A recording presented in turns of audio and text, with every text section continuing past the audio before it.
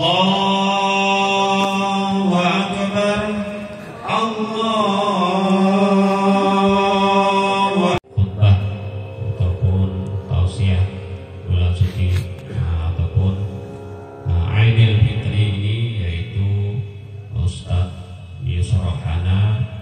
Ya, semoga nanti apa yang disampaikan bisa menjadikan pelajaran bagi kita semua.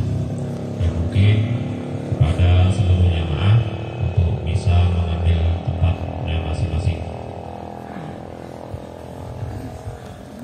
Adalah kita selalu panjatkan, karena dengan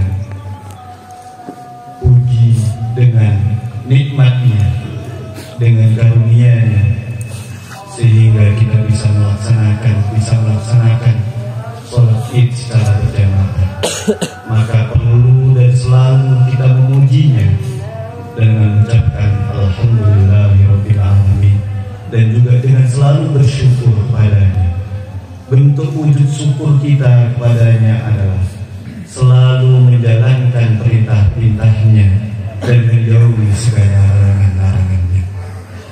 Kedua kalinya salawat serta salam marilah kita curahkan kepada baginda Nabi besar Muhammad sallallahu alaihi wasallam, karena beliau adalah qudwah kita, beliau adalah tauladan kita, dan beliau adalah yang kita nantikan syafaatnya kelak di yaumil qiyamah. Amin ya rabbal alamin. Yang terhormat Bapak PJ Kampung Sidodadi beserta perangkat-perangkatnya, yang kami hormati Ibu Imam, Cantik Pandai, alim ulama Desa atau Kampung Sidodadi, yang kami hormati DKM Masjid Baitur Rahman Sidodadi, yang kami banggakan kaum muslimin, kaum muslimat, hadirin wal hadirat, jamaah sidang salat Id yang dirahmati Allah Subhanahu wa taala. Izinkan sejenak Hatib mengingatkan diri yang lemah ini untuk Hatib pribadi, untuk jamaah sekalian. Baru saja kita meninggalkan bulan yang agung, bulan yang mulia, bulan penuh berkah, bulan penuh ampunan, yaitu bulan Ramadan. Sebulan penuh kita menjalankan ibadah puasa genap 30 hari, karena sesuai dengan keputusan pemerintah melalui Kementerian Agama. Ketika di hari Kamis kemarin sidang isbat menyatakan bahwasanya hilal tidak sampai kepada 3 derajat ketinggiannya, maka diputuskan untuk Lebaran atau 1 Syawal itu disempurnakan menjadi 30 hari. Karena dalil untuk berpuasa adalah merupakan sumuri ru'yatikum wa aftiru li ru'yatikum, bukan hisab. Jadi kita berpuasa dan kita berbuka atau berhari raya, dalilnya adalah karena kita melihat hilal. Konsensus ulama se-Asia Tenggara menyatakan bahwasanya hilal bisa dilihat ketika sudah minimal di atas 2 derajat. Bahkan kemarin di tahun 2020 ditinggikan kembali, yaitu menjadi 3 derajat. Kalau mungkin organisasi sebelah atau seberang yang sudah lebaran terlebih dahulu, yang hanya menggunakan hisab murni, itu terserah. Kita mengikuti aturan yang berlaku, yaitu wa ulil amri minkum, kita bertaat kepada pemerintah. Hadirin dirahmati Allah Subhanahu wa taala, ketika bulan Ramadan yang lalu sudah lewat, ditandai dengan semalam gemuruh takbir berkumandang di seluruh pelosok negeri untuk mengagungkan, untuk meninggikan asma Allah. Dengan takbir dan tahmid yang selalu dikumandangkan, yang selalu dipanjatkan, bahkan sampai tadi menjelang sholat id ini dimulai, suara takbir, gemuruh takbir selalu dikumandangkan untuk meninggikan asma Allah. Ini berarti ketika kita sudah ucapkan Allahu Akbar, Allahu Akbar, Allah Maha Besar, Allah Maha Besar, semuanya adalah kecil. Dunia kecil, harta kecil, anak kecil, istri kecil, suami kecil, semuanya kecil. Yang besar, yang Maha Besar adalah Allah Subhanahu wa ta'ala.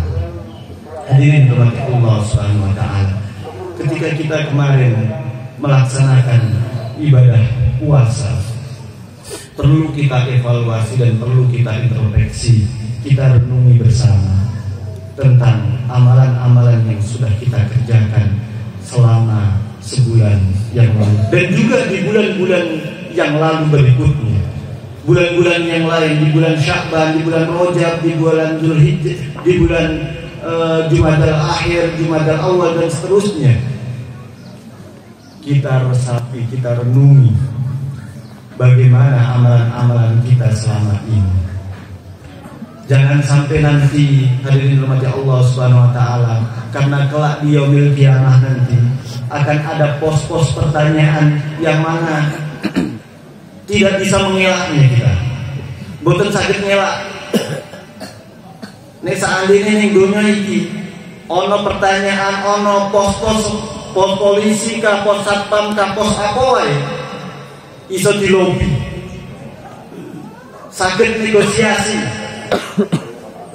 Ono pos polisi bilang orang gowo STNK, gowo SIM, mungkin dengan karena Allah hubungan saudara, kemudian karena maaf cakap disogok dan seterusnya, iso lewat sangko tilang atau pos-pos pertanyaan. Tapi kelak dia di hari kiamat nanti, kelak di yaumil akhir nanti, la tazulu qadam ibni Adam yaumal qiyamah hatta yus'ala an arba'in. Sikil iki ora iso mlaku kecuali saged jawab sekawan pertanyaan, 4 pertanyaan. Yang pertama, an umrihi fima afnam, tentang umure dintekno kanggo apa, dihabiskan untuk apa. An umrihi, di antara kita wonten sing pun yuswa sekawan dosa, wonten sing pun yuswa 3 dosa dan seterusnya. Sekarang sudah ada yang berumur 30, 40, 50, 60, 70, bahkan 80. Umur yang sedemikian panjang diberikan oleh Allah Subhanahu wa ta'ala, kita gunakan untuk apa? Terlebih di bulan Ramadan kemarin, umur yang kita miliki, umur yang diberikan fasilitas oleh Allah Subhanahu wa ta'ala, kita gunakan untuk apa? Yang bisa menjawab adalah diri kita masing-masing. Mungkin lisan kita bisa mengatakan, saya selalu beribadah, saya selalu berbakti, saya selalu taat, dan seterusnya. Mungkin di lisan, tapi pada kenyataannya yang tahu adalah diri kita dan Allah Subhanahu wa ta'ala. Oleh karenanya, hadirin dirahmati Allah Subhanahu wa ta'ala, umur yang masih diberikan kesempatan oleh Allah Subhanahu wa ta'ala ini kita maksimalkan sedemikian rupa. Jangan sampai umur yang sudah sekian tahun ini hanya untuk berhura-hura, hanya untuk bermaksiat, hanya untuk melanggar perintah-perintahnya Allah dan Rasulullah, dan juga perintah dari pemerintah. Hadirin dirahmati Allah Subhanahu wa ta'ala, jangan sampai umur yang diberikan ini sia-sia begitu saja? Yang bisa menjawabnya adalah hadirin jamaah yang dirahmati Allah Subhanahu wa Ta'ala. Kemudian yang kedua, wa an syababihi fima ablahu, tentang umur mudanya dihabiskan untuk apa?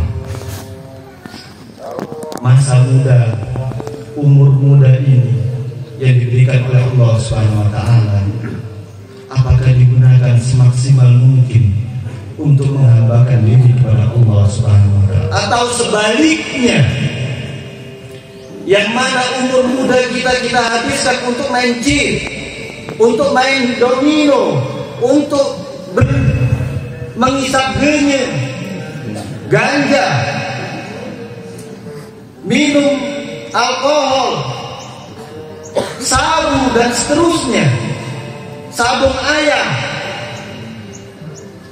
Karena kebanyakan sebenarnya bukan hanya orang muda saja, orang tua pun yang sudah umur 40-50 pun masih asik gini. Gak tahu ini yang dilihat apa nih. Bohong sih ngerti ini. HP ini selalu sih dideloni. Ternyata main skater, ternyata main chip, judi yang terselubung, judi yang secara modern.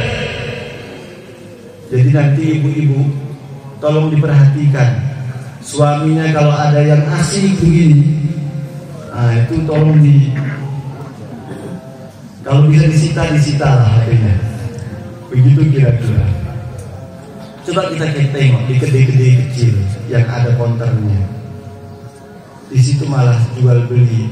Gak tahu ada istilahnya, ada sekian giga dan seterusnya gitu.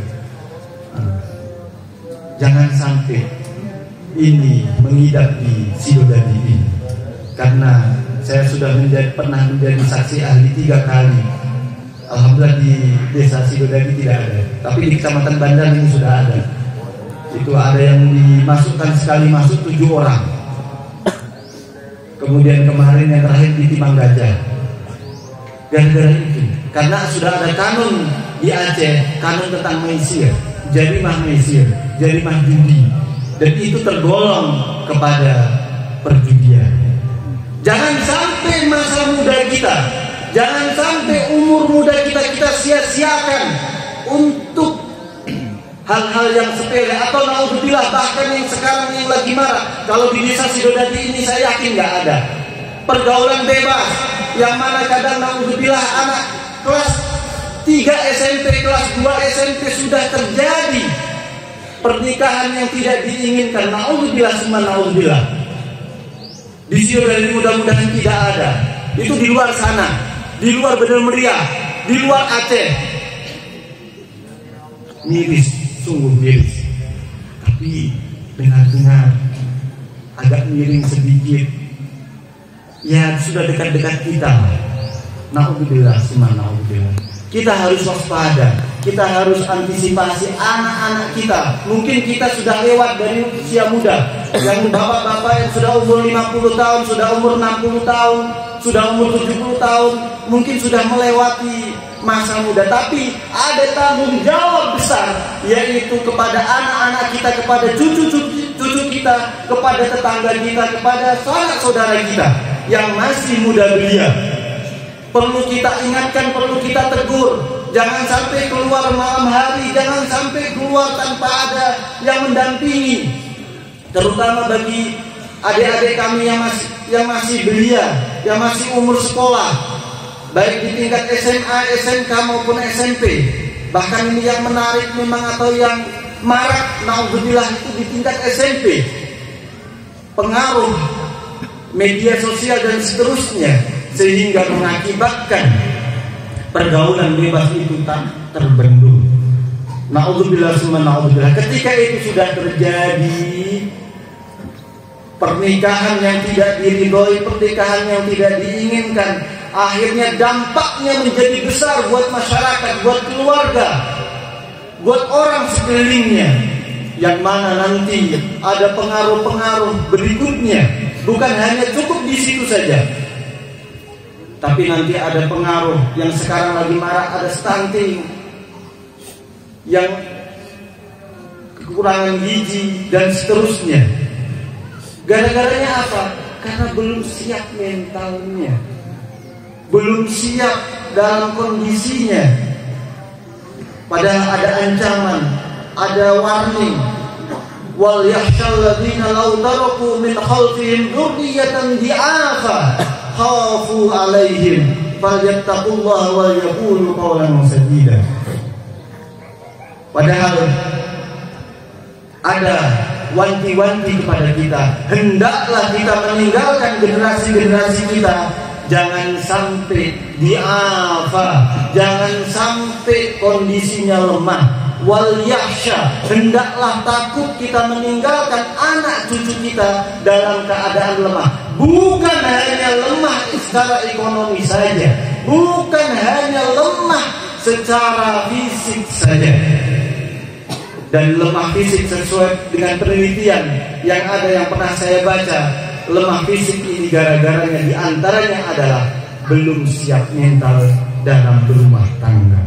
Hadirin dirahmati Allah Subhanahu wa taala, kalau sekarang dinamakan dengan stunting, bukan stunting. Hadirin dirahmati Allah Subhanahu wa taala, jangan sampai kita meninggalkan anak-anak kita, cucu-cucu kita dalam keadaan lemah secara akidah. Ketika lemah secara akidah, nanti mudah digoyah, mudah disusupi oleh aliran-aliran yang tidak sesuai dengan kearifan lokal, yang tidak sesuai dengan ajaran Ahlussunnah wal Jamaah. Ketika akidahnya lemah, jangan sampai kemudian ketika lemah ibadah mudah digoyah, karena kita tidak dekat dengan Allah Subhanahu wa taala. Maka perlu kita pesantrenkan anak kita, kita sekolahkan di pendidikan yang berbasis Islami, bukan hanya berbasis umum belaka, tapi kita cekoki, kita berikan. Mungkin kalau tidak mau di pesantren, di sini ada tengku-tengku guru kita. Kalau malam disuruh untuk belajar, ada ngaji Iqra, ngaji Quran. Kemudian kalau bisa sudah meningkat ngaji kitab, nanti mulai kitab Jawi dan seterusnya. Ada guru kita yang siap mengajari kita, yang insya Allah sudah sangat mumpuni secara keilmuannya. Hadirin dirahmati Allah Subhanahu wa taala, jangan sampai lemah secara ibadah, dan juga jangan sampai lemah secara keilmuan, yang mana nantinya akan mudah dibodoh-bodohin oleh orang.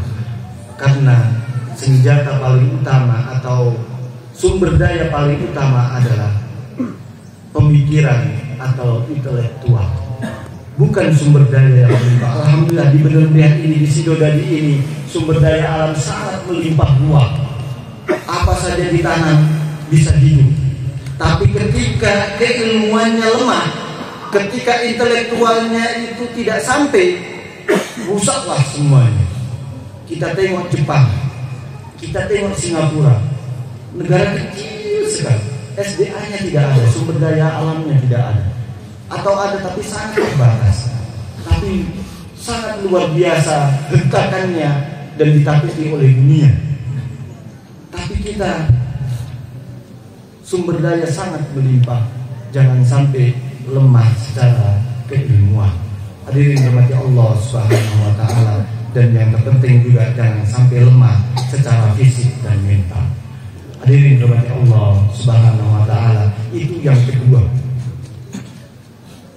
Ketika kita bisa lewat dari pertanyaan pertama dan kedua tadi, dipersilahkan oleh malaikat, terus ngaku terus.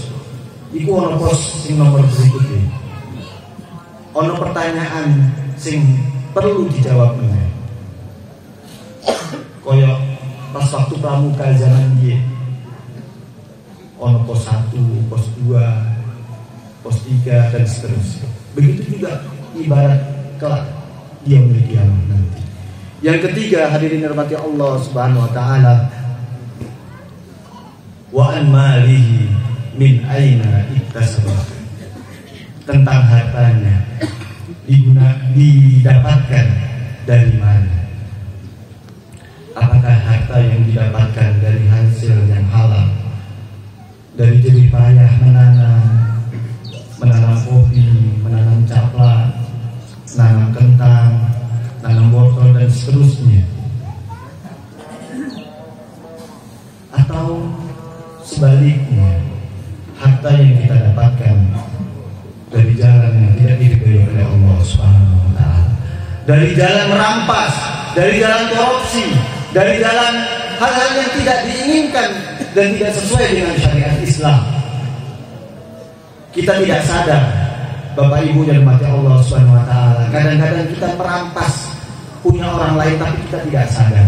Dan ini sering kami tangani, hadirin dan mati Allah Subhanahu wa taala, tentang harta warisan peninggalan orang tua kita ketika belum dibagi dan kita yang menguasai. Itu kita zalim terhadap saudara kita, kita merampas hak saudara kita.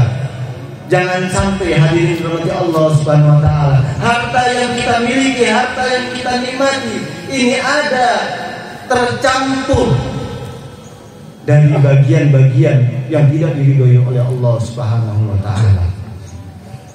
Kadang-kadang sudah sangat lama, harta warisan sudah 20 tahun tidak dibagi, dari nenek kita, dari kakek kita belum dibagi. Ada salah satu yang menguasai.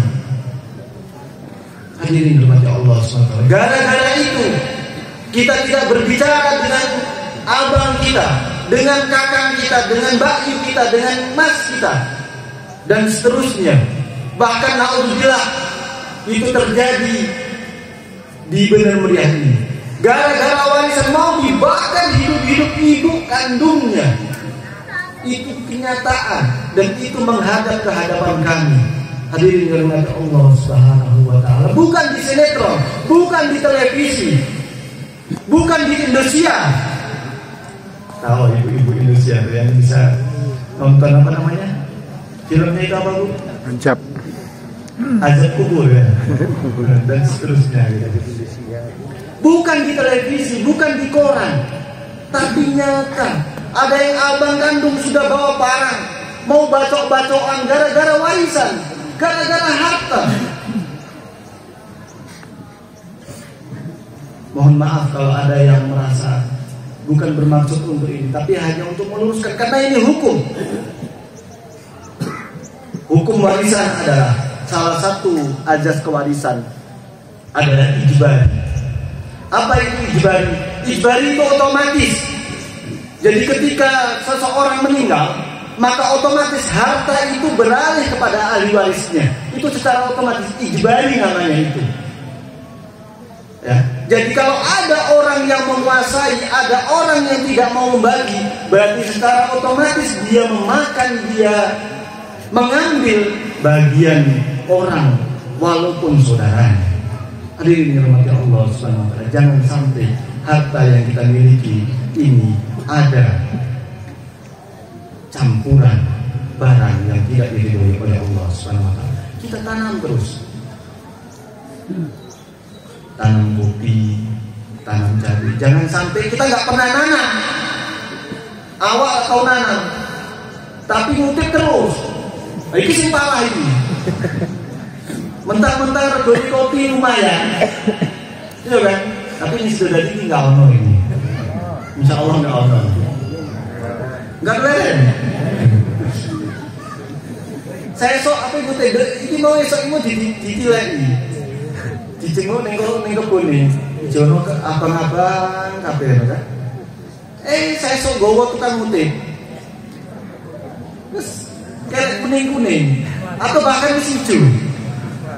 Tiba-tiba apa ini rontok ya, dalam sekejap seketika. Naudzubillah subhanallah. Jangan sampai ini harta yang kita makan dari jalan yang tidak diridhoi oleh Allah Subhanahu wa taala. Atau mungkin kita tidak mau nanam cabai, tapi karena cabai harganya 60 kayak beberapa hari yang lalu. Kalau sekarang harganya mungkin lagi tidak bersahabat, harga 5.000, 10.000 atau bahkan kemarin yang baru-baru saja 15.000. Kalau kemarin harganya sampai 60.000, sampai 70.000, ini sampai dijagai orang yang punya tanaman tersebut.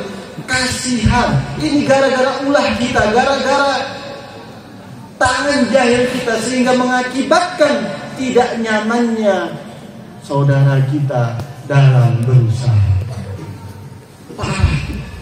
Naudzubillah summa naudzubillah. Hadirin dirahmati Allah Subhanahu wa taala. Kita nanam sendiri. Kita nanam apapun yang bisa tanam. Oh, tidak punya lahan bisa nyewa. Oh, tidak bisa nyewa, mungkin saya yakin kalau di Gremda ini enggak ada alasan tidak punya lahan. Enggak ada, kecuali ini memang betul-betul oh ya cumi. Males tenan ini, ya. Orang belum obah belas ini. Nggak mau bergerak sama sekali.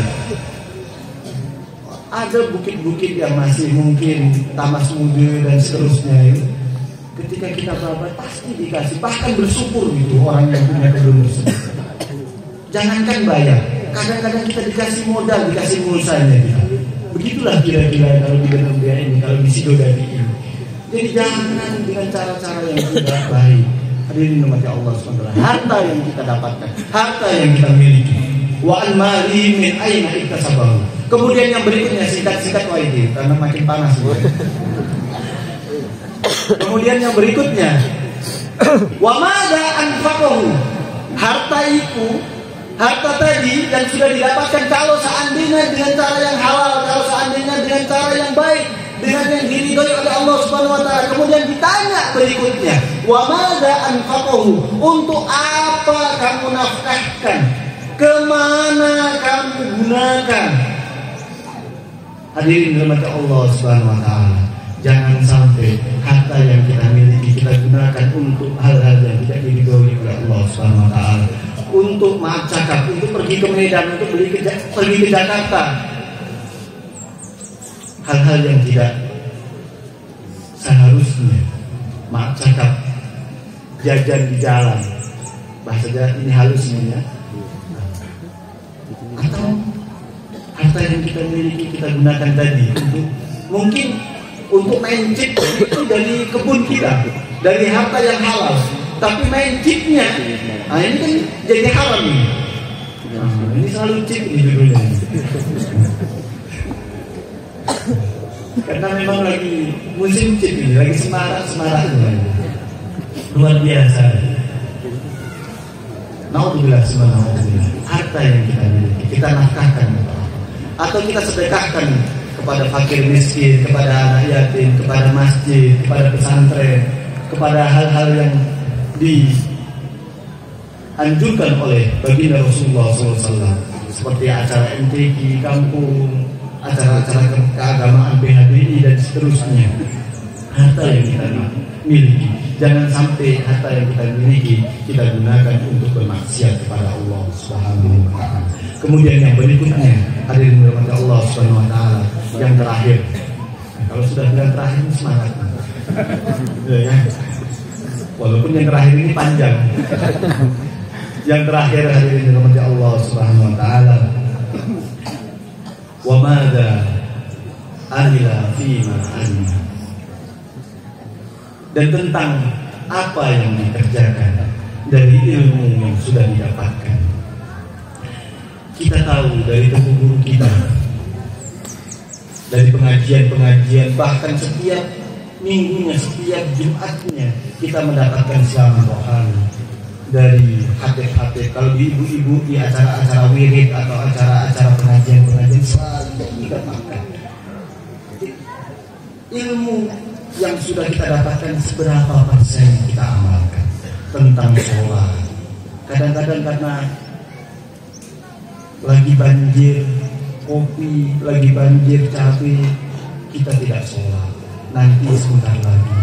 Atau bahkan kayak kemarin, padahal di Sidodadi ini sholat idnya itu hari Sabtu, tapi kemarin hari Jumat itu sudah ada yang rokok. Bukanlah Sidodadi, di jalan sana loh, di jalan. Di pondok itu banyak sekali, ya kan? Naudzubillah subhanallah. Dan kemarin pun awal-awal puasa tanggal berapa? Tanggal 4 atau tanggal 3 kalau nggak salah itu di pondok, tepatnya di desa Purwosari itu kan ada salah satu tukang jualan nasi di siang hari ditangkap oleh polisi kan begitu.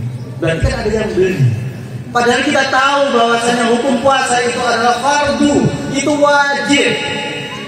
Tapi kita melanggarnya. Seberapa persen ilmu yang kita dapatkan kemudian kita amalkan. Dan juga yang berikutnya adalah tentang silaturahmi. Kita sudah mendengar dari ceramah-ceramah guru kita bahwasanya kita harus selalu menjaga silaturahmi di antara kita dengan abang, adik, dengan orang tua, dengan tetangga. Hanya gara-gara tadi yang saya sebutkan, gara-gara warisan, kemudian tidak berbicara, kemudian memutuskan tali silaturahim di antara kita. Padahal ancaman orang yang memutus tali silaturahim diharamkan jasadnya untuk masuk ke dalam surganya Allah Subhanahu wa taala. Naudzubillah subhanallah. Ancamannya sangat pedih. Ancamannya sangat berat ketika kita memutuskan tali silaturahim dengan tetangga kita, gara-gara tetangga kita selalu terus goreng terasi karena mambu, karena bau. Guru-guru itu pun tidak masalah. Jadi terus dia ngomong, pola itu selalu goreng terasi ya ambune. Kemudian nggak mau berbicara, atau gara-gara sepele, tidak sengaja terbuang sampah. Tidak sengaja, padahal kalau sengaja wajarlah kita marah, kan gitu. Kadang-kadang tak sengaja buang sampah di tetangga kita. Bukan buang sampah pun, anak kita makan bonbon mungkin atau mani ini buang. Oh, itu pun jadi masalah gara-gara itu nggak mau ditegurnya tetangga kita. Padahal hadirin rahmati Allah Subhanahu wa taala, kita tidak dikatakan orang yang beriman, kita tidak dikatakan orang yang berbakti kepada Allah Subhanahu wa taala hatta yukrima jarum, sampai dia memuliakan, sampai dia memuji tetangganya. Hadirin rahmati Allah Subhanahu wa taala, tetangga ini sangat berharga. Kalau dibanding saudara, penghargaan tetangga bukan berarti saudara tidak berharga, bukan. Maksudnya begini, yang tahu ketika kita meninggal duluan itu tetangga, bukan saudara. Ketika kita sakit, yang tahu duluan tetangga, bukan saudara. Karena saudara ada yang Takengon, saudara ada yang di pondok, saudara ada yang di Jorong. Karena nggak mungkin tahu saudara kita kecuali tetangga yang paling dekat yang ada di kita. Bukan berarti saudara tidak, saudara tetap itu yang utama juga. Tapi tetangga juga utama, hadirin rahmati Allah Subhanahu wa taala. Kadang-kadang kita menyepelekan ini. Tali silaturahmi kita itu terbatas hanya saudara saja. Karena itu bukan saudara saya maka tidak diundang. Ada selamatan orang mungkin orang penduri itu orang diundang tetangganya. Guru-gurunya apa beda pilihan? Ini kan apa ini ya kan? Guru-guru itu karena ini milih rezeki, milih apa jenisnya? Calonnya A, siji calonnya B. Guru-guru itu orang diundang acara selamatan. Naudzubillah subhanallah. Hadirin rahmati Allah Subhanahu wa taala. Silaturahmi harus tetap dijaga. Terlebih ini di bulan ini, di hari raya, ada momentum kita memohon maaf. Karena kalau sebulan yang lalu, pas di bulan Ramadan kemarin, kita beribadah, kita puasa, kita sholat tarawih, kita sholat witir, kita sholat duha, kita baca Quran, semuanya itu adalah hablum minallah. Itu adalah hubungan kita kepada Allah Subhanahu wa taala. Tapi kita belum terbebas ketika masih ada sangkutan kepada manusia. Dan sangkutan kepada manusia jangan sampai kita nanti sudah terbujur kaku di depan. Diumumkan oleh Tengku Imam, diumumkan oleh saudara, bapak-bapak, ibu-ibu, mohon ini kalau ada salah kata almarhumah ini kadang-kadang menyakiti hati saudara-saudara, mohon dimaafkan. Sudah dimaafkan, sudah. Jangan nunggu itu. Iya kalau dimaafkan. Kalau seandainya dia Hadirin dirahmati Allah Subhanahu wa taala, jangan nunggu kita diizinkan oleh tengku iman ketika kita sudah terjun kaku. Sembari kita masih memiliki dan mempunyai waktu ini, kita gunakan untuk silaturahmi, untuk meminta maaf, terutama kepada kedua orang tua kita. Ketika masih hidup orang tua kita, maka kita datangi dimanapun itu tempatnya, dimanapun itu beradanya. Makanya ada tradisi mudik. Ada cerita sama Tengku kemarin yang khatib adalah Tengku Solehuddin. Saya katakan sekarang beliau lagi mudik. Mudik mengeluarkan biaya yang begitu besar, pengorbanan waktu dan seterusnya. Demi apa? Demi berbakti birrul walidain, demi berbakti kepada kedua orang tua, tidak lain. Hanya untuk sungkem, hanya untuk menyembah, hanya untuk berbakti kepada kedua orang tua. Hadirin dirahmati Allah Subhanahu wa taala. Dan itu sering saya lakukan ketika setiap tahunnya. Foto itu karena bulan ini aku tertarik, jadi aku ngomong karo ibu bapak, sepunten nih Pak, kula boten wangsul riyadi mangke. Karena kula niki nembe wangsul, terus kula riyadi mangke boten wangsul. Jadi mudik adalah tradisi.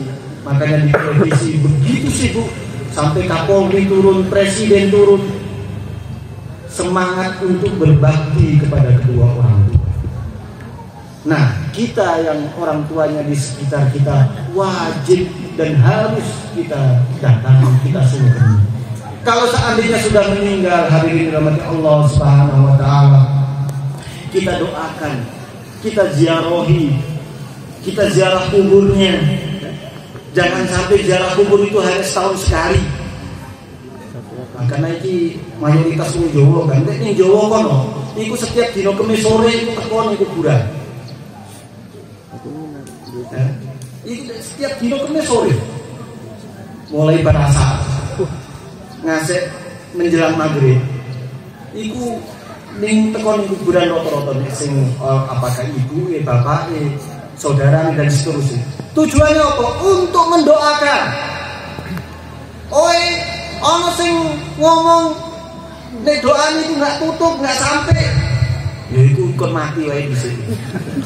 Nek seandainya percaya nggak itu sampai orang, ya kan? Karena seluruh ulama, ajma'al ulama, ini saya bacakan ini karena penting, karena dipesankan oleh Tengku DKM ini ya. Imam Nawawi Al-Bantani, beliau adalah ulama terkenal, beliau orang Banten. Ulama Indonesia tapi terkenal di dunia. Beliau tinggal di Mekah Mukarramah. Qala Nawawi fil Al-Kali, ajma'al ulama'u ala anna du'a lil amwati yanfa'uhum wa yasiluhum sawabuhu indah. Nah, ini penting. Ini dalilnya ini. Kalau ada yang mengatakan tidak sampai, suruh meninggal duluan. Ya kan? Kadang-kadang sing tron cingkran gitu. Kadang-kadang itu bid'ah ini. Oh, doa ini enggak sampai ini, ya kan? Qala Nawawi fil Al-Kari, Imam Nawawi Al-Bantani berkata di dalam kitab Al-Azkarnya, beliau mengatakan ajma'al ulama, ijma' ulama, sepakat para ulama bahwasanya ala anna du'a lil amwati, bahwasanya doa kepada orang yang sudah meninggal, orang yang sudah mati, orang yang sudah mendahului kita, yang fa'uhum, bahwasanya bisa memberikan manfaat kepada orang yang sudah meninggal. Kemudian wayasiluhum sawabuhu, dan sampai pahala-pahalanya. Hadirin dirahmati Allah Subhanahu wa taala. Kadang-kadang DKM Masjid ketika di setiap hari Jumat menerima sedekah derma ikhlas. Ini kadang-kadang ini saya sedekah 1 juta, untuk pahalanya saya sedekahkan untuk almarhum polan. Ada yang sedekah 100.000, ada yang sedekah 200.000 dan seterusnya. kemudian bilang saya ini sedekahnya untuk pola. Insya Allah sampai, yang mengatakan bukan saya, yang mengatakan Imam Nawawi, ulama terkenal. Kalau saya wajarlah nggak percaya, kan begitu kan? Ini saya nukil, saya ambil dari perkataan Imam Nawawi. Wa yasiluhu sawabuhu, dan sampai pahala yang kita kirimkan. Makanya hadirin rahmat Allah Subhanahu wa taala, mungkin yang masih ada keraguan-keraguan karena ada yang mengganggu, ada yang mengatakan bahwasanya ini nggak sampai, ini nggak ada manfaatnya, hambur-hambur saja, mubazir saja kita bersedekah itu, karena sedekah yang bisa menolong adalah diri kita sendiri. Karena ada sebagian yang mengatakan demikian. Ya, maka kita infakkan harta yang kita miliki untuk pembangunan masjid, untuk anak yatim, untuk fakir miskin, untuk orang-orang yang membutuhkan. Sedekahnya sambil kita bilang, nah, ketika kepada anak yatim, nah, tolong doakan ya, tolong kirimkan doa untuk bapak saya yang sudah meninggal. Insya Allah hadirin rahmati Allah SWT sampai. Hadirin rahmati Allah Subhanahu wa taala. Karena orang yang sudah meninggal itu seperti halnya, ini lanjutan dari nukilan yang dikatakan oleh Imam Nawawi dalam kitab Al-Azkar. Orang yang sudah meninggal nanti, apakah saya duluan atau bapak duluan? Karena kita tidak tahu ajal. Ya, kalau seandainya saya duluan, saya pun titip selalu akan kirimkan Fatihah buat saya. Kalau seandainya bapak duluan juga, kita kan selalu berdoa, Allahumma ghfir lil muslimina wal muslimat, kan begitu. Jadi hadirin rahmati Allah Subhanahu wa taala, kita ketika sudah meninggal itu umpama kita orang yang sedang tenggelam di laut tawar atau di laut sana atau di kali atau di sini. Kita melambaikan tangan kita begini, tolong. Kita meminta pertolongan kepada seseorang, kepada anaknya, kepada saudaranya, kepada kawan-kawannya, tapi tidak sampai itu pertolongan tersebut. Karena tidak mau mengirimkan doa, karena tidak mau bersedekah untuk pahala yang dihadiahkan kepada orang tersebut. Hadirin rahmati Allah Subhanahu wa taala. Kemudian dia makin tenggelam. Tapi ketika kita berikan sedekah, kita doakan orang yang sudah meninggal tersebut, maka mereka terangkat demikian. Karena ibarat orang yang tenggelam di dalam lautan, baik di laut tawar maupun di laut lepas. Ketika kita angkat, maka dia teringankan, dia terselamatkan. Hadirin dirahmati Allah Subhanahu wa taala. Jadi mari, kalau seandainya ini masih ada waktu, kalau di tradisi di kita mungkin setelah sholat Idul Fitri atau setelah Idul Adha, mari berbondong-bondong ke makbarah atau ke tempat kuburan. Tapi ada adab-adabnya ketika kita berhendak ke makbarah atau ke kuburan. Jangan sampai kita meminta kepada yang di kuburan tersebut, itu menjadi syirik kita. Ya, jangan sampai. Nah, ini juga kadang-kadang ini musim caleg ini nanti kan. Maaf ini, ya kan? Woi, ke sana makam sana itu bisa itu. Bukan orang itu yang memberikan, tapi Allah Subhanahu wa taala yang memberikan. Jadi jangan gagal fokus.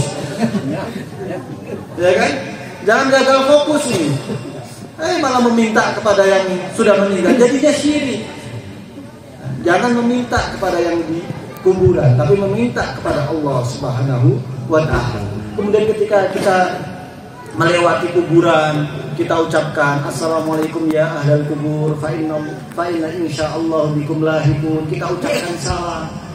Ya, ini dari sini ke pondok ada kuburan kita lewati enggak? Ada. Nah, ketika ada kuburan itu, kita ucapkan salam tersebut. Atau mungkin ketika kita ke kuburan yang orang yang kita kenal, kita sambangi di pusaranya, di pas kepalanya, Karena seakan-akan ketika kita memberikan salam, assalamualaikum ya fulan, fa inna insyaallah bikum lahiqun, itu seperti halnya kita berbicara dengan dia ketika masih hidup. Ini yang mengatakan bukan saya, yang mengatakan kita masih di dalam kitab Al-Azkar. Imam Nawawi yang mengatakan demikian. Hadirin yang Allah Subhanahu wa taala. Dan juga di dalam karya Syekh Khatib Asy-Syibani juga mengatakan demikian di dalam tafsirnya. Hadirin yang Allah Subhanahu wa taala. Jadi itu adab-adab ketika kita ke kubur, tidak boleh menduduki. Makanya kadang-kadang anak-anak kan ada menduduki di kuburannya itu. Kita dilarang untuk menduduki di atasnya. Kemudian kita doakan si mayit dan kita mengingat mati bahwasanya kita akan sampai ke sana. Istri, anak, suami, harta itu nggak ada gunanya, la yang fauhum, tidak ada manfaatnya ketika sudah di dalam. Dan saya juga akan demikian. Oleh karenanya maka kita tidak perlu habis-habisan dalam memburu dunia, dalam memburu materi-materi yang kecil belaka. Hadirin yang dirahmati Allah Subhanahu wa taala. Dan fadilah yang paling penting ketika kita ziarah kubur adalah ini yang paling terakhir, Bapak Ibu yang dirahmati Allah Subhanahu wa taala. Fayambagi liman zarul kubura ayyat adaba bi adabiha.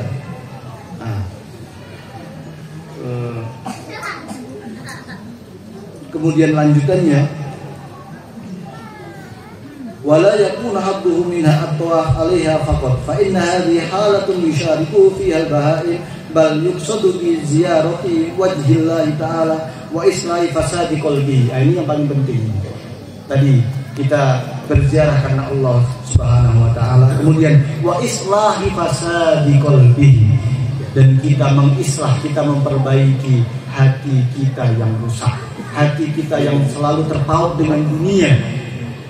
Karena salah satu fadilah keutamaan kita berziarah kubur adalah bisa tuzah di dunia, kita bisa zuhud terhadap dunia, dan watudzakkirul akhirah, dan kita mengingatkan akhirat karena kita akan mati.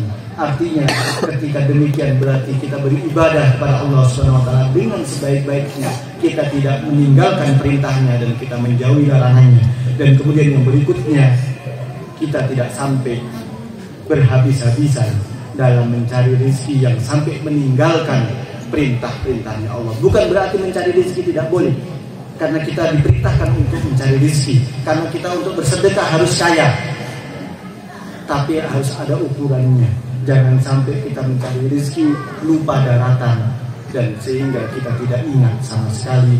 Kita hanya yang kita pikir dunia tanpa mengingat akhirat dan tanpa mengingat Allah Subhanahu wa ta'ala. Allahu Akbar walillahil hamd.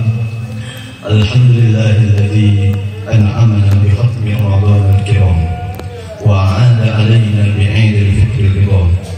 Asyhadu an la ilaha illallah wahdahu la syarika wa asyhadu anna Muhammadan 'abduhu wa rasuluh.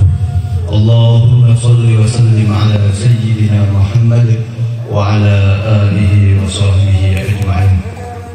Amma ba'd, fa ya ma'asyiral muslimin rahimakumullah, ittaqullaha haqqa tuqatih wa'lamu anna yawmakum hadha 'idun sa'idun wa surur.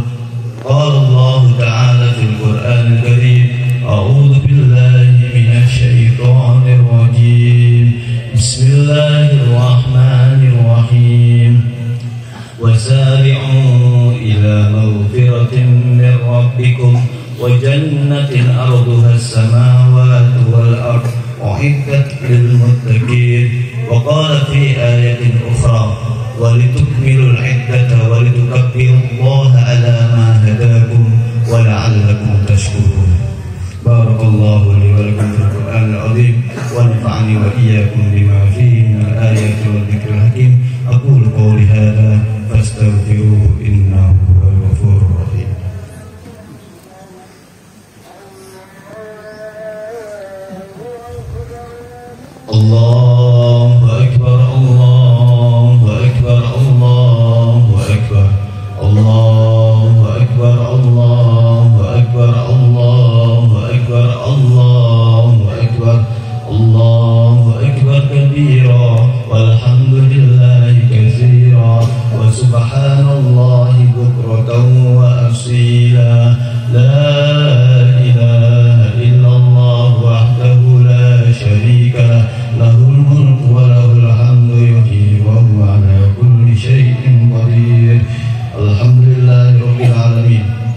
والصلاة والسلام على أشرف الأنبياء والمرسلين سيدنا ومولانا محمد وعلى آله وصحبه أجمعين.